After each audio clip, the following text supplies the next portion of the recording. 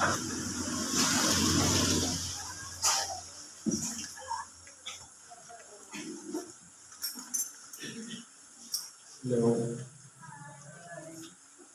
Hindi po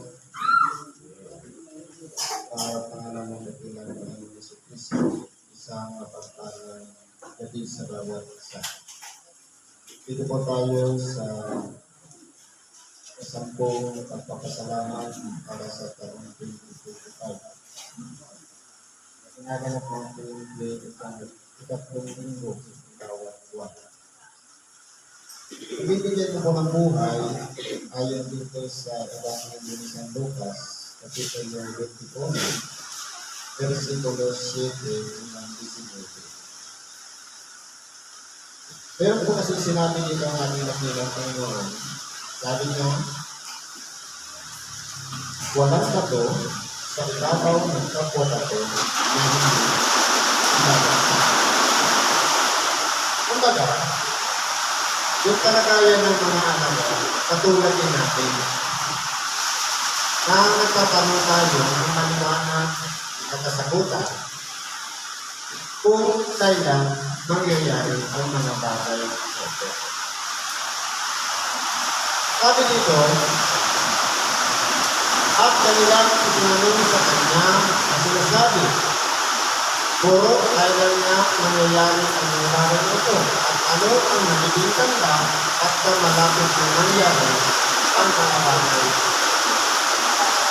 Ito, kumbaga, para makakuha ng proof o patunay ang mga alagad ng ating dakilang Panginoon,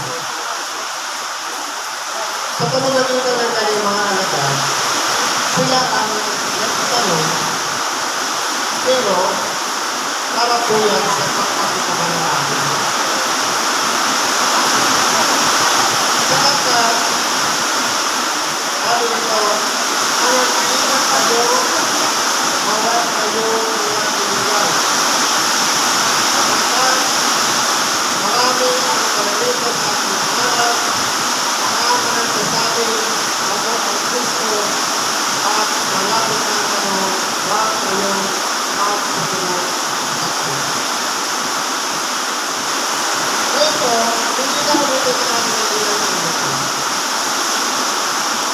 Na malipas sa kanyang pagkabayin ng Kristo o tinatawag ng Mesiya, wala na ibang ilalabas ng Kristo.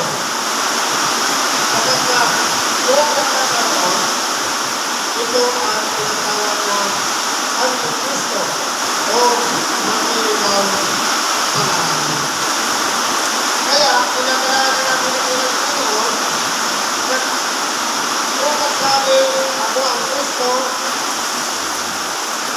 huwag tayo magsusunod sa kanila. Ano ba mga ganda ang sinabi ng ating nagilang Panginoon? At pagka kayo ay nagkarinig ng kaligtaan at nagkiluhan ay huwag kayong nakasundan sapagkat pinakailangan mo na ang mga bagay na tinatapwa hindi pa malapit ang wakas. Kung maalala natin, mula pa noong una, maraming mga gera o paglalaban-laban o digmaan ang nangyari sa ibabaw ng isang linggitan. Na ito ay nagpahirap sa mga tao, kaya nagkaroon ng mga taggutom at maraming mga napinsala, mga kabahayan dahil lamang sa labanan. Pero, yan po ay palatandaan pa lamang pero hindi pa malapit ang wakas. Ibig sabihin, kapag nangyayari, kung nangyari yung mga digmaan, malayo pa. Sapagkat, sinasabi, magtitindi ng isang bansa laban sa bansa at ang isang kaharian laban sa isang kaharian. Totoo po, dahil po sa pagkapadalingan. Pero nararamit po natin, marami po ang nagkikinaban sa pagkira. Sino-sino? Walang kita, mayaman bansa, hindi na ang mga para. Ang mga minsan, para meron silang makantahan, kaya sila nag-uutog ng mga pera para ang bansa naman ang pagkakalaban. Para ginagawa ng negosyo Pero yan ay isang palatandaan lamang na kinakailangan mangyari. Kumbaga, inihula na ng ating dakilang Panginoon bago pa man mangyari. At kung sakali nang mangyari, sumampalataya tayo sa Kanya. At magkakaroon ng malalakas na lindol sa iba't ibang dako at magkakagutom at magkakasalot at magkakaroon ng mga bagay na kakilakilabot at ng mga dakilang tanda mula sa langit. Totoo po. Kaya ngayon, pagkasaka natin, dahil parang ibinabalita ang the big one, kaya minsan, kung mapapansin natin, parang hinihilig ng mga tao na magkaroon ng lindol. Pero yung inaasahan nila, yung expectation nila, kung saan lugar magkakalindol, hindi po yan nasusunod. Dahil po, kahit sabihin natin, kasama tayo sa Pacific Ring of Fire, pero iba po yung kanilang pagkaunawa. Kasi ibang lugar naman ang inuuga ng mga lindol. At dahil sa mga lindol na yan, marami po ang nagkakaroon ng mga pinsala. Kung kaya ang mga tao, nawawala ng mga tahanan, nagkakagutom, at nagkakasalot dahil sa mga sakit. Imagine na lang yung mga inaabutan ng mga nagkadalang tao sa oras ng lindol, minsan nagkakaroon ng problema ang kanilang mga anak. Isa po yan kasama sa mga nagiging salot. Di maging sa mga hayop nangyayari din po yan. Sabi nito ng ating nakilang Panginoon, datapwat, bago mangyari ang lahat ng mga bagay na ito, ay buhulihin kayo at pag-uusipin kayo at kayo ibibigay sa mga sinaguga at sa mga bilangguan at kayo dadalhin sa harapan ng mga hari at mga gobernador dahil sa aking pangalan. Kaya kung magugulitan natin, mga kapatid, ang kamatayan ng mga alagad ng ating kabilang Panginoon ay hindi pangkaraniwan. Merong binalatan ng buhay. Merong inilublog sa isang kumukulong mantika. At merong ibinitin ng patiwarik. Merong ipinago sa krus na paitis at pasuwi. At merong pinugutan ng ulo. At meron namang namatay sa ordinaryong kamatayan. Kaya kinakailangan mangyari yan dahil po sa pangalan ng ating dakilang Panginoon. Na kumbaga, ipaglalaban nila ang pangalan ng ating dakilang Panginoon kapalit ng kanilang kamatayan. Kaya po kung titingnan po natin, hindi po naging pangkaraniwan ang pinagdaanan ng mga alagad ng ating dakilang Panginoon. Ilang beses silang ibinilanggo at pinarusahan pero pinalalaya sila ng mga anghel dahil po sa ang kanilang tungkulin na ipangaral ang salita ng Diyos ay hindi po mapipigilan. Ito ay magiging patutuo sa inyo, sabi ng ating dakilang Panginoon sa kanyang mga alagad. Pagtibayin nga ninyo ang inyong mga puso na huwag mo nang isipin kung paano ang inyong isasagot. Dahil po sa kawalan ng kaalaman o sa mababang kalagayan ng pinag-aralan ng mga alagad ng ating dakilang Panginoon. Para lang hindi sila matakot, kundi magkaroon sila ng lakas ng loob.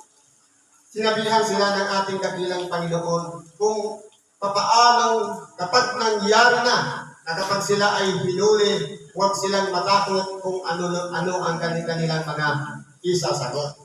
Sapagkat bibigyan ko kayo ng isang bibig ng karunungan na hindi mangyayari masalangsang o magtutulan man ng lahat ng inyong mga kaalit.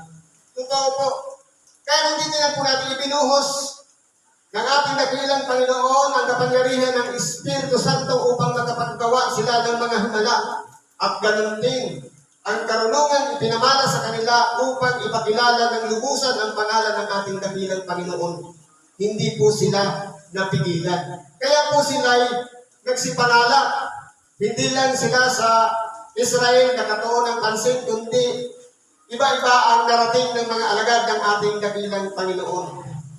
Sapagkat pagamat sila ay isang mga katulad ng mga mangingisda lamang, nasa mababang antas ng pamumuhay, pero dahil nga ipinaglaban nila ang pangalan ng ating dakilang Panginoon na ipinakikilala sa lahat ng mga tao, sila po ay tinutulungan ng Espiritu Santo para manindigan, para patutuhanan sa kanila sa lahat ng mga tao na kanilang nakakasalamuha na ang pangalan na bilang Panginoon dapat mailagay hindi lamang sa isipan ng tao, kundi sa puso ng bawat isa. Sabi dito, datapwat kayo ibibigay ng kahit mga magulang at mga kapatid at mga kamag-anak at mga kaibigan at ipapapatay nila ang iba sa inyo at kayo kapuputan ng lahat ng mga dahil sa aking pangalan. At hindi mawawala kahit isang buhok sa inyong ulo.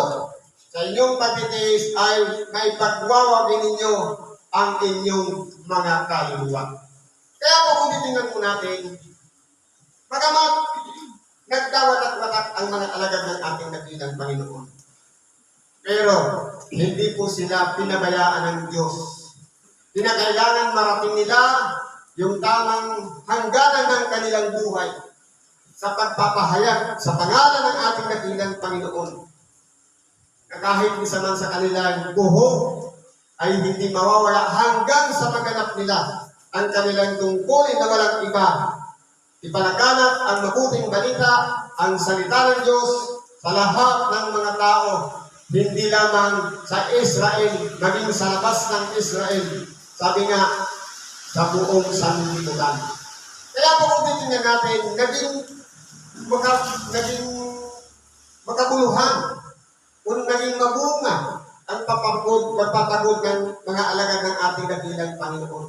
At nagpatuloy po ang pangangaral ng salita ng Diyos hanggang ngayon.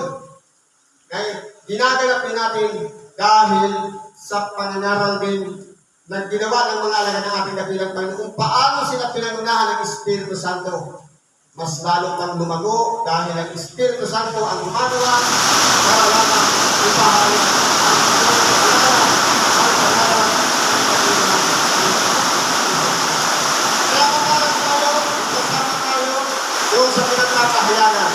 Italim natin sa ating puso ang pangalan ng ating dakilang Panginoon. At palagi natin alalahanin, hindi lang ang pagkakakilanlan sa Kanyang katauhan, kundi pahalagahan natin higit sa lahat ang kanyang mga ibanghelyong balikan na walang iba. Ito ang makakatuturo sa atin upang magawa natin ang kalooban ng Diyos. Bagamat mahirap ang pagsunod, pero sa oras na pinagnan tayo ng kapangyarihan ng Espiritu Santo, marami po mga bagay na imposible na maunawaan natin.